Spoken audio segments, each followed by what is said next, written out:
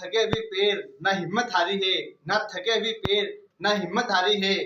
जज्बा है जिंदगी में कुछ कर दिखाने का, जज्बा है जिंदगी में कुछ कर दिखाने का, इसीलिए सफर भी जारी है।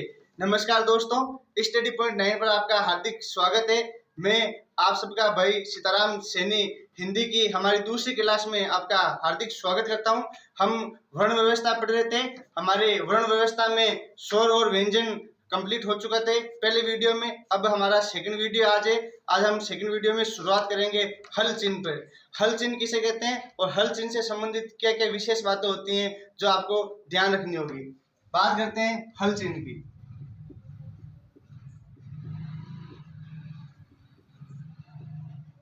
कोई भी व्यंजन जब स्वर के सहित होता है तो वो एक, जैसे आपको हम बताते हैं, ये है के, यानी कि ये है स्वर, यानी कि इसमें साथ में ए भी है। ठीक है दोस्तों, यानी कि ये स्वर है ना, स्वर युक्त, ये व्यंजन क्या है, स्वर युक्त व्यंजन है। जिस किसी भी व्यंजन के अंदर, जैसे ये के है, अगर ये भी के है ना, इस के में स्वर भी साथ में, यानी कि ये ए साथ में है। ठीक है, अगर ये के हम ऐसे लिखते हैं, ये है हल चिन्ह। ये जो चिन्ह होता है ना अक्षर के नीचे, इसे कहते हैं हम हल चिन्ह। अब ये व्यंजन है ना, ये हल स्वर युक्त नहीं है, स्वर मुक्त व्यंजन है। ठीक है, यस, ये के है हमारे सामने, ये स्वर युक्त व्यंजन है। अब हम इसके टुकड़े करेंगे। इस के अंदर ये एक तो ये के है, इस पर हम हल चिन्ह लगाएंगे। इसके साथ अब हमारे साथ एक स्वर है, उसे हम ए कहेंगे। ठीक है, अब इस व्यंजन को हम कहेंगे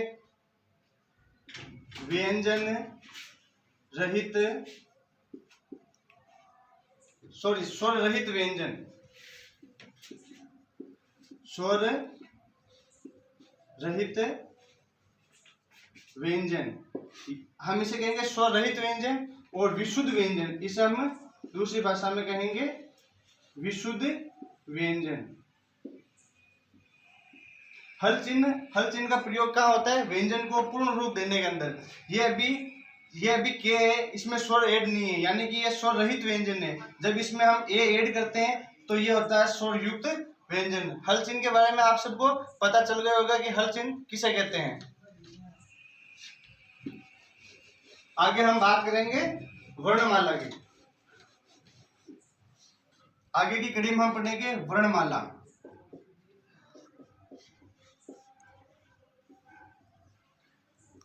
वर्णमाला किसे कहते हैं, किसी भाषा की मूल ध्वनियों के, यानी कि वर्णमाला किसे कहते हैं, किसी भाषा की मूल ध्वनियों के क्रमबद्ध समूह को वर्णमाला कहते हैं। हम परिभाषा लिखेंगे, किसी, आप साथ साथ में नोट्स बनाते रहें, किसी भाषा की मूल ध्वनियों के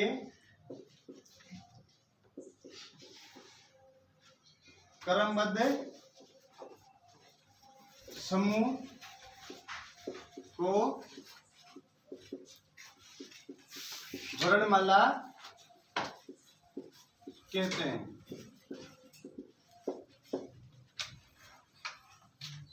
हिंदी वर्णमाला के वर्णों को मानक वर्ण भी कहा जाता है, जो कुल 52 होते हैं। हमने व्यंजन पढ़े थे, कुल वर्णमाला में कितने वर्ण होते हैं, टोटल होते हैं 52। हमने कल पढ़ लिए थे 33 व्यंजन प्लस 11 स्वर पढ़ लिए थे, यानी कि ये टोटल हो गए थे 44। ठीक है, अब हमारे सामने कुल 8 वर्ण और बचते हैं। उन 8 वर्णों को हम भी आज पढ़ेंगे, कौन कौन से 8 वर्ण बचते हैं और कौन से नहीं बचते हैं। जैसे हमने बता दिया 11 स्वर हो गए, और ये हो गए स्वर, 33 हो गए व्यंजन। ठीक है, व्यंजन के भी 2 भाग करें तो एक तो होता है वर्गीय व्यंजन और एक होता है अवर्गीय व्यंजन। वर्गीय व्यंजन में कुल वर्गीय व्यंजन 25 होते हैं हमारे, यानी कि के से लेके मे तक। और अवर्गीय व्यंजन हमारे होते हैं ये, रे, ले, वे, से और हे, टोटल 8 होते हैं। ठीक है। और अब हमारे 44 तो ये हो गए। अब हम आगे बढ़ेंगे अहियोगवा यानी कि अनुनासिक। अहियोगवा किसे कहते हैं? जिन्हें हम अनुनासिक कहते हैं, यानी कि जो चंद्र बिंदु होते हैं। ठीक है।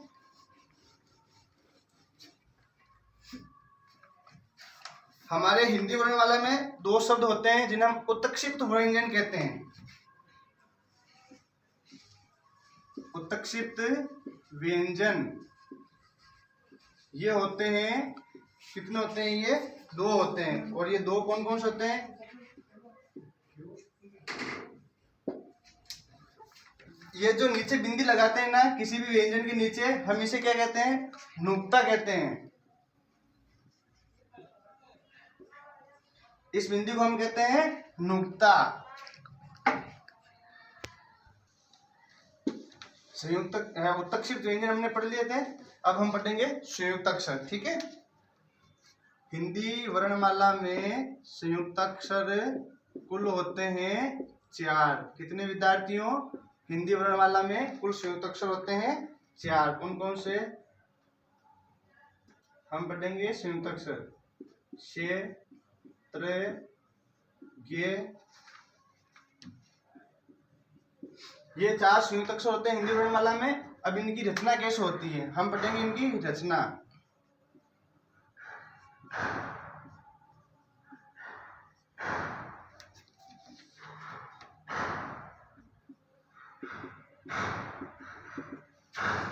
शे बना होता है के हलंत प्लस से हलंत त्रे। ये ते हलंत धन रे हलंत धन ए। ठीक है। और ये बनता है आप हमारे रे हलंत। ये सारे व्यंजन हलंत से युक्त होंगे। हलंत लगाना है इसमें साथ में, और एक हम अलग करेंगे। ये इनकी संरचना है, कैसे बनते हैं ये। ठीक है।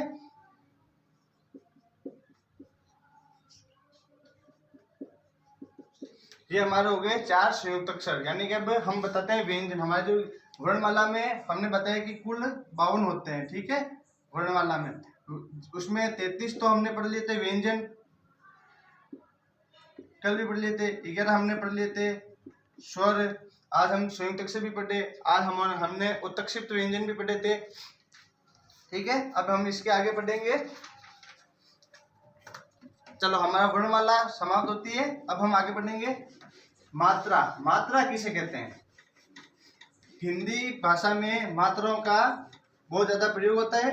यानी कि हिंदी भाषा पूरी में मात्राओं का प्रयोग चलता ही रहता है। मात्रा किसे कहते हैं? बात करते हैं मात्रा की। मात्रा की परिभाषा सबसे पहले हम लिखते हैं मात्रा की परिभाषा। स्वरों को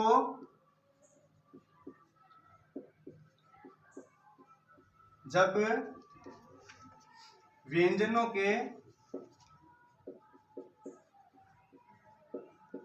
साथ लिखा जाता है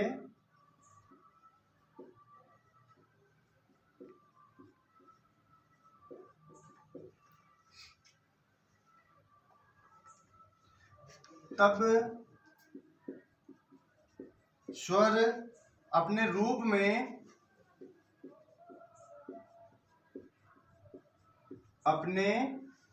में जो परिवर्तन करते हैं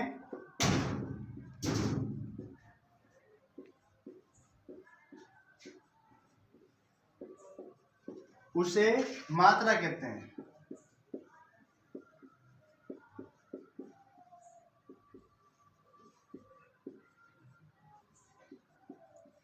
मात्रा की प्रामाणिक परिभाषा है हिंदी के गुरु कांता प्रसाद के द्वारा यही परिभाषा दी गई है। और अभी जो एग्जामों का ट्रेंड चल रहा है इसमें पुराने हिंदी के व्याकरणवेत्ताओं की परिभाषाएं पूछी जा रही है। यह मात्रा की परिभाषा सेकंड ग्रेड में ऐसे देकर पूछी गई थी। इसलिए इन पुरानी परिभाषाओं में ये कांता प्रसाद गुरु के द्वारा दी गई परिभाषा है। ऐसी परिभाषाओं का आप स्पष्ट याद करें और मात्र परिभाषाओं का आप हल्के में ना लें। स्वर जैसे स्वरों की मात्रा। अब हम बात करेंगे स्वर यानी कि हम यहाँ लिखते हैं स्वर और यहाँ लिखते हैं हम स्वर की मात्रा। ठीक है साथियों, जैसे कि हम प्रयोग बताते हैं आपको, साथ में इनका किस मात्रा का कहाँ और कैसे प्रयोग किया जाता है। ठीक है, हम बात करते हैं ए की कोई मात्रा नहीं होती। ठीक है, जैसे ये के हलन ए, वैसे ए का प्रयोग कहाँ किया जाता है, इसका कार्य होता है हल चिन्ह हटाने में। कहाँ किया जाता है इसका प्रयोग, हल चिन्ह हटाने में। ये बात हमने क्लास की शुरुआत में की थी कि भाई ए का कहाँ प्रयोग किया जाता है, ए का प्रयोग हल चिन्ह हटाने में किया जाता है। ये क्वेश्चन सीधा पूछ लिया जाता है कि हल चिन्ह हटाने में किस स्वर की मात्रा का प्रयोग किया जाता है, तो आपको बताना है ए स्वर का। ठीक है, बात करेंगे आ की। ठीक है, आ की मात्रा ये होती है। ठीक है, अब बात करेंगे ई की मात्रा ये। अब बात करेंगे हम बड़ी ई की मात्रा ये। ठीक है, जैसा साथ में लिख लेते हैं, आपको समझने में आसानी होगी। ठीक है, ये इनका प्रयोग कुछ इस तरह से होता है। ये हो गया हमारा ऊ, यानी कि छोटा ऊ की ये मात्रा। ठीक है, ये हो गया हमारा बड़ा ऊ की ये मात्रा। जैसे बाकी मात्राओं का प्रयोग तो एज इट इज होता ही है, लेकिन इन दो के अंदर, हमारे रेख के अंदर ये मात्रा जब प्रयुक्त होती है तो इनका कुछ अलग तरीके से इनको लिखा जाता है, वो भी हम आपको साथ में बता देते हैं। ठीक है, जैसे रे हलंत धन छोटा ऊ, तो हम इसको ऐसे लिखेंगे। देखो बाकी में तो ये ऐसे लिखा जाता है, लेकिन ये इसमें रे में ऐसा लिखा जाएगा। ठीक है, ये रे हलंत धन बड़ा ऊ, हम इसको ऐसे लिखेंगे। ये रे के अंदर ये प्रयोग आप अच्छे से देख लेना, बहुत सारे विद्यार्थियों को पता नहीं चलता है कि ये छोटा ऊ कहाँ लगा हुआ, बड़ा ऊ कहाँ लगा। जहाँ ये बनेगा ना ये राउंड, यहाँ है बड़ा ऊ लगा हुआ, और ये सीधी लाइन है ना, वहां पर छोटा ऊ का प्रयोग है। ठीक है साथियों, इनका अच्छे से प्रयोग याद रखना ना, ये रे के साथ प्रयोग है। आप एज ए टीज उतार सकते हो, रे के साथ प्रयोग। ये छोटी छोटी चीजें हैं जो आपको विशेष रूप से ध्यान में रखनी होगी। अब बात करते हैं हम रीक का। ये हमारी रीक की मात्रा, और ये के साथ रीक का प्रयोग। ठीक है, अब ए, ये इसकी मात्रा, और ये के साथ प्रयोग। ए आई ये हमारी मात्रा है, ये के साथ प्रयोग।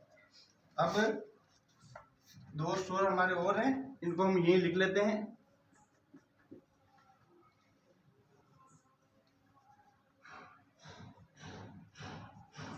के साथ प्रयोग।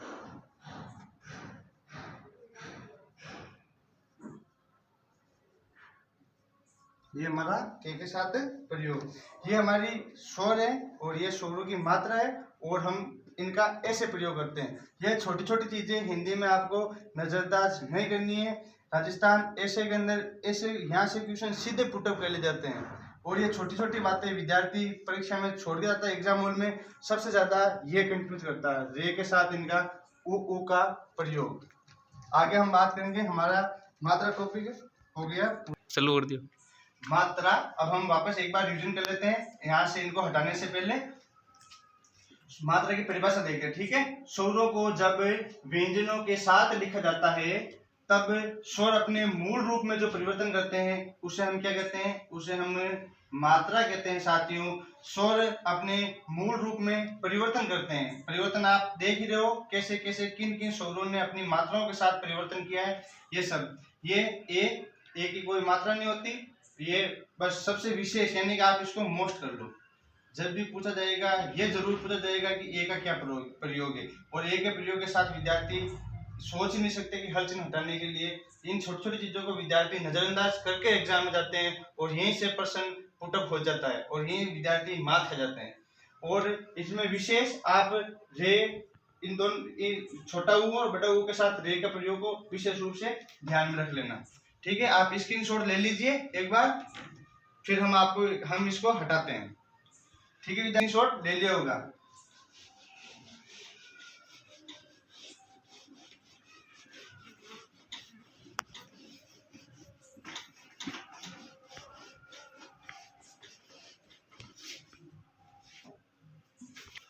अब हम बात करेंगे स्वरों के वर्गीकरण की। ठीक है, हेडिंग लगाइए, स्वरों का वर्गीकरण।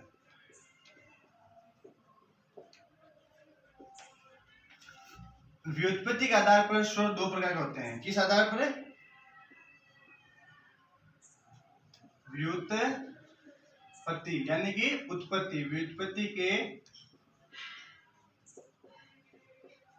आधार पर कितने प्रकार होते हैं? दो प्रकार होते हैं। ये शब्द गुरु कांत प्रसाद के हैं, आप इन शब्दों में उलझे नहीं। और जो आपको यहाँ हिंदी पढ़ी जाएगी पूरी की पूरी गुरु कांत प्रसाद के आधार पर पढ़ी जाएगी। आप किसी भी प्रतियोगी परीक्षा में इस आधार से आप रीट दायर कर सकते हैं, ऐसी हिंदी आपको यहाँ पढ़ी जाएगी।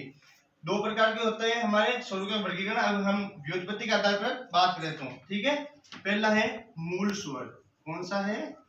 मूल स्वर। दूसरा है हमारा संधि स्वर। हम बात करते हैं, दूसरा भाग है संधि स्वर। अब हम बात करते हैं मूल स्वर की। जिन इसकी परिभाषा के हम लिखते हैं, जिन स्वरों की उत्पत्ति अज्ञात होती है, जिन स्वरों की उत्पत्ति अज्ञात है और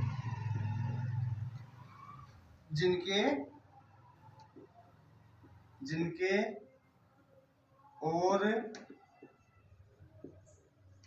टुकड़े नहीं कर सकते हैं, टुकड़े नहीं कर सकते हैं, इन्हें हम क्या कहेंगे? इन्हें हम कहेंगे मूल स्वर। उन्हें मूल स्वर कहते हैं। क्या कहेंगे साथियों? इन्हें मूल स्वर कहते हैं।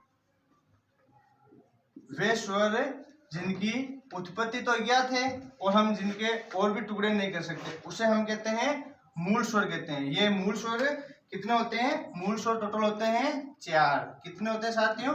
4। ये 4 कौन कौन से होते हैं हम बात करते हैं। ए, ई, उ और री, ये हमारे हैं मूल स्वर। हम इनके और ज्यादा टुकड़े नहीं कर सकते। अब हम बात करते हैं संधि स्वर की। संधि स्वर, जिन स्वरों की उत्पत्ति ज्ञात होती है। संधि स्वर की परिभाषा क्या है? जिन स्वरों की उत्पत्ति हमें ज्ञात होती है और हम उनके टुकड़े कर सकते हैं। इसमें मूल स्वर में हम क्या नहीं कर सकते? इनके टुकड़े नहीं कर सकते। और संधि स्वर में हम इनके टुकड़े कर सकते हैं। चलो हम इसकी परिभाषा व्यवस्थित रूप से लिख लेते हैं। जिन स्वरों की उत्पत्ति, जिन स्वरों की उत्पत्ति ज्ञात होती है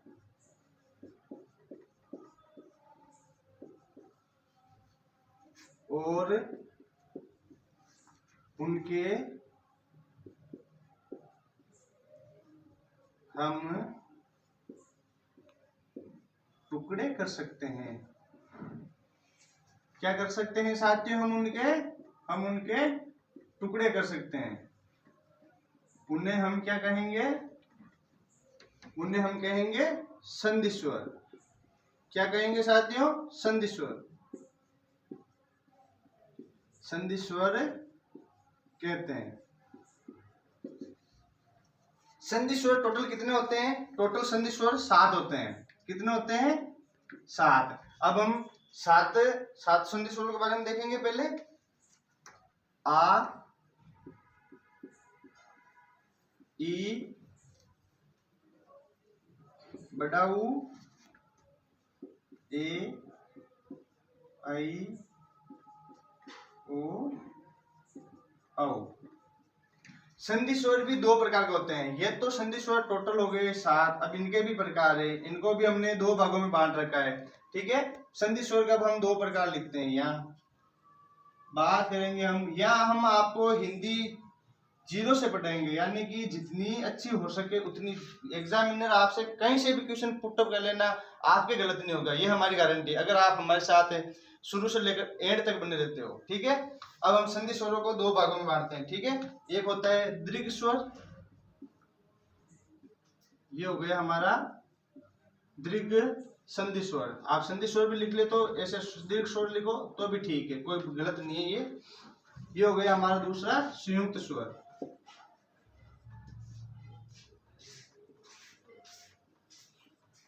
ठीक है, दीर्घ स्वर में होता है जिन स्वरों की उत्पत्ति दो समान मूल स्वरों से होती है, उसे हम कहते हैं दीर्घ स्वर। और संयुक्त स्वर में होता है जिन स्वरों की उत्पत्ति दो असमान स्वरों से होती है, उसे हम कहते हैं संयुक्त स्वर। ठीक है, दीर्घ स्वर कौन से होते हैं? दीर्घ स्वर हमारे कुल होते हैं तीन कौन कौन से होते हैं? जैसे हम यहाँ लिखते हैं, यानी कि ये जो पहले 3 लिख रखे हैं ना, ये हमारे दीर्घ स्वर। ठीक है, आ ई बडाऊ। ठीक है, अब हम बात करते हैं, हमने बोला कि दीर्घ स्वर की उत्पत्ति होती है दो समान स्वरों से होती है। ठीक है, तो हम देखते हैं कि आ कौन कौन से समान स्वरों से मिलकर बनता है, बटी कौन कौन से समान स्वरों से मिलकर बनते हैं, और बटा ऊ कौन कौन से समान स्वरों से मिलकर बनते हैं। ठीक है, हम बात करेंगे आ जो बनता है हमारे साथियों, ये बनता है ए धन ए से। ठीक है, ई बनता है ई धन ई से, उ बनता है उ धन उ से। ठीक है साथियों, अब हम बात करते हैं संयुक्त स्वर। संयुक्त स्वर कुल कितने होते हैं? संयुक्त स्वर कुल होते हैं 4। कितने होते हैं साथियों? संयुक्त स्वर कुल होते हैं 4। ये कौन कौन से होते हैं और ये कैसे बनते हैं, ये भी हम आपको भी बता रहे हैं। ठीक है, ये है हमारा ए आई ओ औ,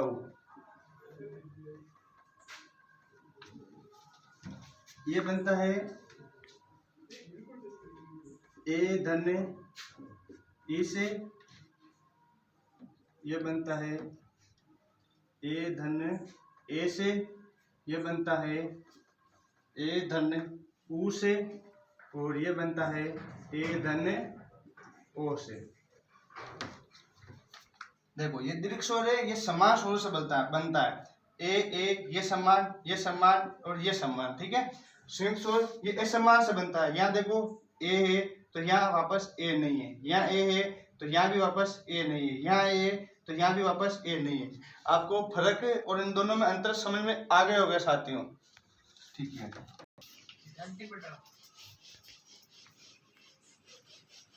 चलो साथियों, आज हमारी क्लास हम यही शुरुआत समाप्त करते हैं। कल हम मिलेंगे आपके साथ नए जोश और नई उमंग और नई क्लास के साथ और नए ज्ञान और आपके नए टॉपिक के साथ। हम जाते जाते आपके सामने एक शायरी बोल के जाएंगे मोटिवेशनल।